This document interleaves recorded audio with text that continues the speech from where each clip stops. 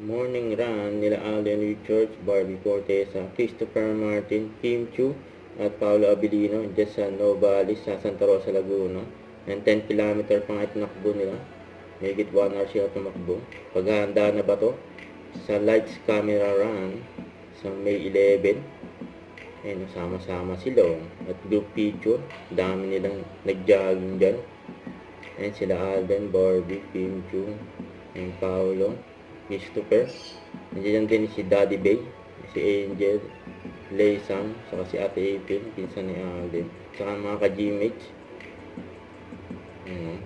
Gym bodies. At after ng jogging, boodle fight sa bahay nila Alden. Kasi daw sa Laguna. Yun, solid do. May handaan. Sa bahay nila Alden. Ayan, may tumikim pa nga ang boodle fight. Yun, solid. Mas mamatin.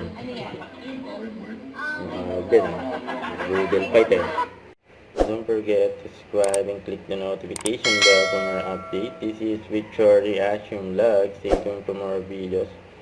See ya.